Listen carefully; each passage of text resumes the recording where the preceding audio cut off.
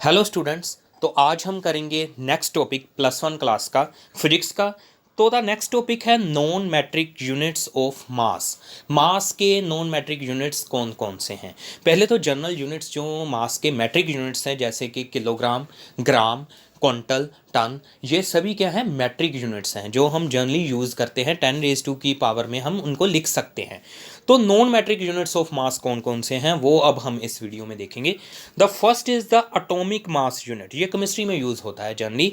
AMU भी इसको बोलते हैं। 1 AMU और 1 atomic mass unit is the 1/12 of the mass of 1 carbon atom.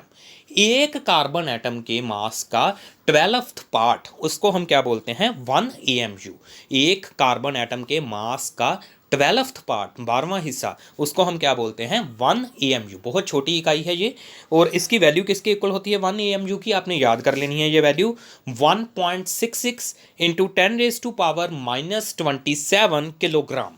1.66 into 10⁻⁻27 kilogram. Next is the next non metric unit of mass is solar mass. Solar mass means it is the mass of the sun. ये average मास है सन का, exact नहीं है पूरा, average mass of सन है। और सन के मास की वैल्यू कितनी है आपने ये याद रखनी है। 2 इंटू 10⁻30 किलोग्राम। 10⁻30 का क्या मीनिंग है? 2 के पीछे अगर हम 30 जीरो लगा दें तो उतने किलोग्राम मास है हमारे सूर्य का। तो सूरज का मास कितना है? 2 into 10⁻30 kilograms. Then next are the smaller units of time. Time की कौन कौन सी यूनिट है? हमने तो सेकंड ही सुनी है। स्मॉलर एंड बिगर यूनिट्स भी अब हम करेंगे। दो the smaller units of time is 1 milli second.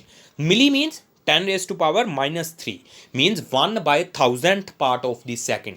10⁻³ second. Microsecond is 10⁻⁻6 second. Means 1/10⁻6 second. एक सेकेंड का भी बहुत छोटा हिस्सा, 10⁻6 हिस्सा। 1 शेक इज 10⁻⁻8 सेकेंड। तो ये हैं बहुत ही छोटी units of time. Next is the bigger units of time, जे आपने जनरली सुनी हुई है। 1 minute. 1 minute means 60 seconds. 1 hour. 1 hour means 60 minutes. 1 day. 1 day किसको बोलते हैं हम? 24 आवर्स को। 1 डे का वैसे मीनिंग क्या है साइंस के हिसाब से? It is a time taken by earth to rotate once on its own axis. Earth जो है हमारी, वो अपने ही एक्सिस के अराउंड रोटेट करती है। इसीलिए तो डे एंड नाइट होते हैं ना। डे एंड नाइट इसीलिए बनते हैं बिकॉज अर्थ अपने ही एक्सिस के अराउंड रोटेट करती है, एक्सिस के अबाउट रोटेट करती है। It is a time taken by earth to rotate once on its axis is called a day. Earth एक स्फीयर की तरह है, जितने समय में ये एक रोटेशन ले जाती है अपने ही धुरे के अराउंड, उसको हम क्या बोलते हैं? 1 day. 1 day is equal to the 24 hours. And 24 hours को हम ऐसे लिख सकते हैं 24 इंटू 60 मिनट्स। सो एक दिन में कितने मिनट्स हैं? 24 इंटू 60 करेंगे तो 1440 मिनट हैं। एक दिन में 1440 मिनट हैं, ये आपने याद रखना है। Then next is the 1 lunar month. 1 lunar month का मतलब क्या है? Lunar word is related to the moon. Moon से रिलेटेड है ये, चंद्रमा से रिलेटेड है ये। Our Hindu and Muslim calendars are based on this. जो हमारा हिंदुइज्म एंड मुस्लिम जो कैलेंडर्स हैं वो इसके बेस पे ही बनते हैं। Lunar is related to moon. 1 lunar month is the time in which the moon completes 1 revolution around the earth। हमें पता है जो मून है वो अर्थ के अराउंड घूमता है, रेवोल्यूट करता है, मीन्स चक्कर निकालता है। तो एक मून एक चक्कर कितने टाइम में निकालेगा उसको हम क्या बोलते हैं? 1 lunar month. 1 lunar month is the time in which moon completes 1 revolution around the earth. तो 1 ल्यूनर मंथ जो है वो किसके इक्वल है? 29.5 डेज का। 30 डेज पूरे नहीं होते ल्यूनर मंथ में। 1 lunar month is equal to 29.5 days. We are using, जो हम ये जनवरी, फरवरी, 31 दिन, 28 दिन का, 30 दिन का कोई महीना ये यूज़ करते हैं, ये क्या है? ये वेस्टर्न कैलेंडर है। ये वेस्टर्न कैलेंडर है और ग्रीगोरियन कैलेंडर है। वेस्टर्न कैलेंडर जिस पे 365 डेज होते हैं ईयर में, ये वो कैलेंडर है। जो हमारा जो यहाँ का मतलब ल्यूनर मंथ है उसका मीनिंग क्या है? 29.5 डेज। तो द नेक्स्ट इज 1 ईयर। एक साल का मतलब क्या है? एक साल का मीनिंग क्या है? 1 year is the time in which earth completes 1 revolution around the sun. हमारी अर्थ जो है वो सन के अराउंड रेवोल्यूट करती है। जैसे चंद्रमा जो है वो धरती के अराउंड रेवोल्यूट करता है, चक्कर निकालता है, वैसे ही हमारी अर्थ जो है वो अपने धुरे के अराउंड तो घूमती ही है, बट वो सन के अराउंड भी चक्कर पूरा करती है। सभी प्लैनेट्स, 8 के 8 प्लैनेट्स सन के अराउंड रेवोल्यूट करते हैं, रेवोल्यूट करते हैं। सभी के सभी प्लैनेट्स जो हैं वो सन के अराउंड रेवोल्यूट करते हैं। तो हमारी अर्थ जितने समय में सन के अराउंड एक चक्कर पूरा करती है उसको हम क्या बोलते हैं, 1 ईयर बोलते हैं। तो 1 year is equal to the, exactly 1 year is equal to the 365.25 days. तो 365 डेज के अलावा भी 0.25 डेज हैं। तो इसीलिए तो आता है लीप ईयर। लीप ईयर का मतलब क्या होता है, जिस ईयर में 366 डेज हों। तो ये 0.25 4 बार जब हम इनको ऐड कर लेंगे 0.25 को, तो ये बन जाएगा 1। तो मीन्स 4 साल बाद एक डे वो पूरा हो जाएगा, उस दिन बनते हैं 366 डेज। तो लीप ईयर वो ईयर है जिसमें 366 डेज होते हैं, और फेब के महीने में हम 29 डेज लेते हैं लीप ईयर में। तो लीप ईयर कैलकुलेट करने के लिए हम किसी भी ईयर को अगर 4 से डिवाइड करें, अगर वो डिविजिबल हो जाए तो वो लीप ईयर होगा, अगर वो 4 से डिविजिबल नहीं है तो वो लीप ईयर नहीं होगा। जैसे कि 2008, 2012 ये सभी लीप ईयर्स ही हैं। Then next is decade. Decade का क्या मतलब है, decade is the period of 10 years. 10 साल के पीरियड को हम क्या बोलते हैं, decade. And century, century means period of 100 year. 100 year के पीरियड को हम क्या बोलते हैं, सेंचुरी। देन नेक्स्ट अब हम करते हैं जो ये टॉपिक है, इसको आप थोड़ा ध्यान से सुनिएगा। Indirect methods for measuring large distances. अगर हमने लार्ज डिस्टेंसेस जो कि सीधे नहीं मेजर कर सकते, जैसे किसी स्टार की डिस्टेंस अर्थ से, या फिर समुंदर में शिप से उसकी डूंघाई, समुंदर की डूंघाई डेप्थ नापनी है हमने, या फिर किसी माउंटेन की दूरी नापनी है हमने, जहाँ पर बहुत लार्ज डिस्टेंस है जिसको सीधा नहीं मेजर कर सकते, डायरेक्टली नहीं मेजर कर सकते, उसके लिए कौन कौन से इनडायरेक्ट मेथड्स हैं वो अब हम करेंगे। The first method is echo और रिफ्लेक्शन मेथड। इस मेथड में क्या है, ध्यान से देखिए भी। This method is use to find the distance of a hill. किसी दूर वाली हिल की डिस्टेंस निकालने के लिए हम इसको यूज करते हैं। तो पर्सन ने क्या किया, gun is fire towards the हिल, उन्हें एक गन फायर की, and time interval between the instant of firing the gun and instant of hearing the eco of gun shot is noted.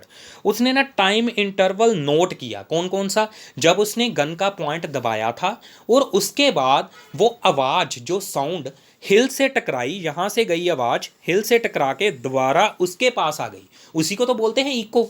Eco का मतलब क्या होता है, आवाज साउंड का किसी सरफेस पे टकरा के वापस आके सुनना, मीन्स आवाज़ का गूंजना, उसी को बोलते हैं इको। तो उसने इको सुनाई दी, टाइम इंटरवल था उसका गन शॉट की, जब उसको आवाज़ दोबारा पहाड़ी से टकरा के दोबारा सुनी तो उसके बीच का टाइम उसने नोट किया बंदे ने। V is the velocity of the sound, S is the distance of the हिल। इस पर्सन से जो हिल की डिस्टेंस जो है वो S है, S दूरी पे है हिल। तो V is the velocity of sound. Sound की वेलोसिटी हमें पता होती है, कितनी होती है, 340 मीटर प्रति सेकंड। ये हम जहाँ पर कहीं यूज़ करेंगे आगे जाके, तो अभी रफली नोट कर लीजिए 340 मीटर पर सेकंड अप्रोक्सीमेट ये वैल्यू है, एग्जैक्ट वैल्यू नहीं है।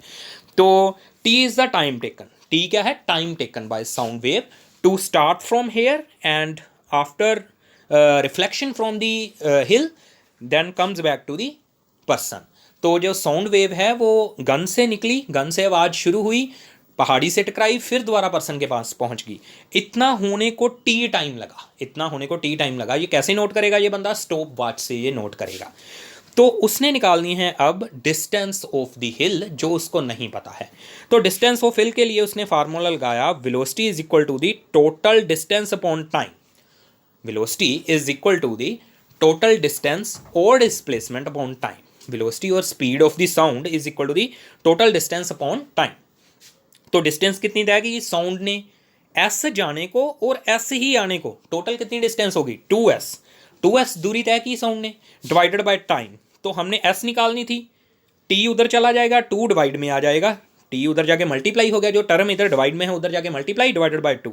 सो distance of the hill is equal to the s is equal to the v into T by 2, where v is the velocity और speed of sound T is the time interval and divided by 2 gives the value of distance of the hill. तो इसी को बोलते हैं हम eco method, जिसमें हमने sound waves को यूज किया। Similarly by making use of laser beam in place of sound the echo method is use to measure distance of moon from the earth. हम अर्थ से मून की distance को भी निकाल सकते हैं by using laser method. Laser stands for, ये generally exam में पूछा जाएगा क्वेश्चन आपको, लेजर का क्या मीनिंग है। Laser stands for light amplification by stimulated emission of radiation. Light को एम्पलीफाई करना, एम्पलीफाई मीन्स बढ़ाना, कंसंट्रेट करना, बीम बनाना उसकी लाइट की। लाइट जैसे फैल जाती है ना, जैसे हम एक सोर्स ऑफ लाइट जगाया तो लाइट सभी दिशा में फैल गई। अगर हमने लाइट को एक एम्पलीफाई कर दिया, थोड़ी जगह पे कंसंट्रेट कर दिया बाय स्टिमुलेटेड, स्टिमुलेटेड वर्ड का मतलब क्या है, कोई फोर्स लग रही है, जैसे सेल पढ़ते हैं ना लेजर में इलेक्ट्रिसिटी मिलती है। स्टिमुलेटेड मीन्स जिसको इंसान ने करवाया हो किसी तरीके की फोर्स लगा के। एमिशन मीन्स निकलना, एमिशन ऑफ रेडिएशन, किसी सोर्स में से निकल रही रेडिएशन को इकट्ठा करके लाइट की एक बीम बनाना, उसी को क्या बोलते हैं, laser. Laser light amplification by stimulated emission of radiation. तो लेजर की हेल्प से इस ऑब्जर्वर ने यहाँ से लेज़र बीम को भेजा मून की तरफ, और वो वहाँ से टकरा के फिर से दोबारा अर्थ पे आ गई, और डिटेक्टर लगा के उसको डिटेक्ट किया। तो उसका टाइम इंटरवल नोट किया, T. T is the time interval, जितने वक्त पे ये लेज़र बीम यहाँ से छोड़ी गई और कितने वक्त बाद वो वापस आई, इसको टोटल टाइम लगा टी। और ये डिस्टेंस जो है वो उसको मैंने लिया S, S is the distance. तो एस जाने को और एस ही आने को टोटल डिस्टेंस कितनी होगी, 2s। तो speed of light is equal to the 2s by T, distance upon time. वहां से हमने s को कैलकुलेट कर लिया जैसे हमने ऊपर किया था, c into T by 2। So s is equal to the c into T by 2। This is the distance of the moon. इस तरीके से हम डिस्टेंस ऑफ मून निकाल सकते हैं। अगर हमको स्पीड ऑफ लाइट तो पता है कितनी होती है स्पीड ऑफ लाइट, 3 इंटू 10⁸ मीटर प्रति सेकेंड। 3 इंटू 10⁸ मीटर प्रति सेकेंड, this is a speed of light और लेज़र बीम, इसकी ये स्पीड है। एंड टी क्या है, टाइम इंटरवल भी, यहाँ से लेके यहाँ जाने तक और वापस आने तक कितना टाइम लगा। और S is the distance of the moon from the earth. तो इस फार्मूले से हम निकाल सकते हैं। Then next method is the sonar. Sonar का फुल फॉर्म पहले हम करते हैं, sound navigation and ranging. Sound navigation and ranging, इसका यूज क्या है। Sonar uses ultrasonic waves. ये क्या यूज करता है, अल्ट्रासोनिक वेव्स। अल्ट्रासोनिक वेव्स कौन सी हैं, साउंड वेव की एक्चुअली 3 टाइप्स होती हैं। एक तो साउंड जो हम सुनाई दे रहा है, हमें जो सुनाई दे रहा है उसको हम बोलते हैं सोनिक। उसके लिए हम क्या वर्ड यूज करते हैं, सोनिक। जो साउंड की फ्रीक्वेंसी 20,000 हर्ट्ज से ज़्यादा होगी उसको हम क्या बोलते हैं, अल्ट्रासोनिक। अल्ट्रासोनिक वो साउंड है जिसकी फ्रीक्वेंसी 20,000 हर्ट्ज से ज़्यादा होगी, उसको हम क्या बोलते हैं, अल्ट्रासोनिक। और जिस साउंड की फ्रीक्वेंसी 20 हर्ट्ज, ओनली 20 हर्ट्ज से कम होगी उसको हम क्या बोलते हैं, इंफ्रासोनिक साउंड। तो 3 टाइप्स ऑफ साउंड है। ह्यूमन बीइंग की कैपेसिटी क्या है, उसको कितना सुनाई देता है, 20 हर्ट्ज टू 20,000 हर्ट्ज। हमारी सुनने की कैपेसिटी क्या है, 20 हर्ट्ज टू 20,000 हर्ट्ज, इतना ही हमें सुनाई दे सकता है। तो अल्ट्रासोनिक कौन सी वेव्स हैं, जिनकी फ्रीक्वेंसी, वो साउंड वेव जिनकी फ्रीक्वेंसी 20,000 हर्ट्ज से भी ज़्यादा है। टू डिटेक्ट रॉक्स, सोनार का यूज़ क्या है, to detect rocks, submarines etcetera submerged under water. इसको हम शिप्स में जब सफ़र कर रहे होते हैं तो समुंदर की डूंगाई, डेप्थ नापने के लिए, या फिर कोई नीचे से सबमरीन गुजर रही है, या फिर कोई चट्टान है समुंदर में, उसको उसकी डेप्थ को देखने के लिए इसको यूज़ करते हैं सोनार को। तो इसमें करना क्या है, हमें वो अल्ट्रासोनिक वेव भेजनी है। यहाँ से शिप से अल्ट्रासोनिक वेव भेजेंगे, यहाँ पर इसके रास्ते में रोक आ गई, चट्टान आ गई, वहाँ से टकरा के ये वेव वापस आ जाएगी। अल्ट्रासोनिक वेव भेजेंगे और वहाँ से टकरा के ये वापस आ जाएगी। तो डिटेक्टर से डिटेक्ट कर लेंगे। 2 डिवाइस यहाँ पर यूज़ होते हैं, ट्रांसमीटर एंड डिटेक्टर। ट्रांसमीटर होता है, ट्रांसमिट करता है, डिटेक्टर वेव को डिटेक्ट करता है। और टाइम इंटरवल हम नोट करेंगे। टाइम कौन सा, कि वेव को यहाँ से यहाँ जाने तक, यहाँ से यहाँ जाके फिर वापस आने तक कितना टाइम लगा, टी। और s is the distance and v is the speed, velocity of ultrasonic waves. Velocity और स्पीड, वेलोसिटी भी यूज़ कर सकते हैं, स्पीड भी यूज़ कर सकते हैं, वो कोई दिक्कत नहीं है। वेलोसिटी और speed of the ultrasonic wave. Ultrasonic wave की साउंड वाली ही स्पीड है 340 मीटर प्रति सेकंड ही है, 340 मीटर प्रति सेकंड ही है। तो फॉर्मूला भी पहले वाला ही है, distance upon time and distance is equal to the v into T by two. इस फॉर्मूले से हम फाइंड आउट कर लेंगे डेप्थ ऑफ दी सी के नीचे डेप्थ पे, कितनी डेप्थ पे चट्टान है या कितनी डेप्थ पे उसके नीचे सबमरीन जा रही है, ये हम कैलकुलेट कर लेंगे। और अल्ट्रासोनिकेशन आपने सुनी भी होगी, अल्ट्रासाउंड करवाते हैं ना हम। अल्ट्रासाउंड ये यूज़ होती है किसके लिए? इंटरनल ऑर्गन्स को देखने के लिए। वहाँ पर भी सेम ही फंडा यूज़ होता है। जहाँ पर हमारे कोई हार्ड मास है, जैसे लीवर है, यूट्रस है, या फिर कोई बोन्स हैं, तो वहाँ पे टकरा के अल्ट्रासोनिक वेव्स वापस आ जाती हैं, तो उसी को हम डिटेक्ट करते हैं। इसको दिस अल्ट्रासोनिक्स कैन ऑल्सो भी use for testing the materials. किसी मटीरियल को टेस्ट करने के लिए भी हम यूज़ करते हैं, क्योंकि एक हमने मान लो ब्लॉक बना लिया मटीरियल का, मेटल का, उसके अंदर हो सकता है मिन्यूट क्रैक्स हों, छोटे छोटे क्रैक्स हों। उन क्रैक्स को देखने के लिए भी हम अल्ट्रासोनिक को यूज़ करते हैं। तो ये था हमारा साउंड नेविगेशन एंड रेंजिंग। इसकी फुल फॉर्म जरूर आपने याद करनी है, और सिंपली इसकी जो एप्लीकेशन कहाँ पे है सोनार की, वो भी आपने देखना है। तो next is the radar. Radar is the radio detection and ranging. Radar is the radio detection and ranging. इसका काम क्या है? इसमें हम यूज़ क्या करते हैं? Radio waves. रेडियो वेव्स ये अल्ट्रासोनिक साउंड वेव की टाइप नहीं है, ये रेडियो वेव अलग वेव्स होती हैं, ये इलेक्ट्रोमैग्नेटिक वेव्स होती हैं। Radar uses radio waves to measure the distance of aeroplane plane from the earth. कोई ऊंचाई पे एरोप्लेन उड़ रहा है, उसकी ऊंचाई को, हाइट को मेजर करने के लिए हम रेडार को यूज़ करते हैं। फार्मूला सेम है, यहाँ पर एक ट्रांसमीटर होगा, यहाँ पर एक रिसीवर होगा। ट्रांसमीटर वेव्स को ट्रांसमिट करेगा, डिटेक्टर और रिसीवर वेव्स को रिसीव करेगा, और टाइम इंटरवल नोट करेगा। टाइम इंटरवल क्या बताएगा कि वेव को जाने में और आने में टोटल कितना टाइम लगा, टी टाइम लगा। डिस्टेंस क्या है? एस जाने की और एस ही आने की, सो टोटल डिस्टेंस कितनी होगी? 2s by T, and S distance is equal to V into T by two. तो सभी में एक ही फार्मूला हम यूज़ कर रहे हैं, v into T by two, where v is the velocity of the wave, either वो साउंड वेव है, आइदर वो लेजर बीम है, आइदर वो अल्ट्रासोनिक वेव है। टाइम इंटरवल हम नोट करेंगे, डिवाइडेड बाय 2, ये डिस्टेंस हम इससे निकाल लेंगे। देन नेक्स्ट मेथड इज, ये अपने 10th में भी किया था, 10th में आपको करवाया भी गया था स्कूल में, to find height of a distant object by triangulation method. जैसे हमने किसी टावर की, किसी ट्री की हाइट निकालनी है, तो उसके लिए हम एक डिवाइस बनाते हैं सेक्सटेंट, जिससे हम एंगल नोट करते हैं और ये एक्स नापते हैं।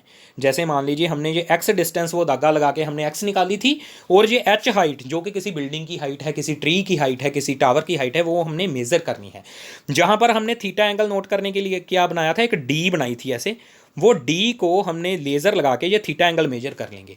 तो सिंपली ट्रिग्नोमेट्री लगाएंगे, H upon X is equal to the tan theta, perpendicular upon base is equal to the tan theta, and H is equal to the X tan theta. अगर हमको ये एक्स डिस्टेंस पता है, उसके base से लेके यहाँ तक की दूरी अगर हमें पता है, धागे की लेंथ वो हमने पता है, और थीटा एंगल हमने वो लेज़र वाली डी से निकाल दिया, तो टैन थीटा में थीटा की वैल्यू पुट करके 45 डिग्री, 30 डिग्री, 60 डिग्री, तो हम एच हाइट वो निकाल सकते हैं, अननोन हाइट। ये सभी के सभी जो मैंने 4 मेथड्स बताए हैं, 2-3 मेथड और हैं, वो अगली वीडियो में करेंगे। ये सभी के सभी इन डायरेक्ट मेथड्स हैं to find the large distances, जिनको हम सीधे नहीं मेजर कर सकते। So thank you for watching this video, और इस वीडियो को ज़्यादा से ज़्यादा शेयर कीजिए। थैंक्स।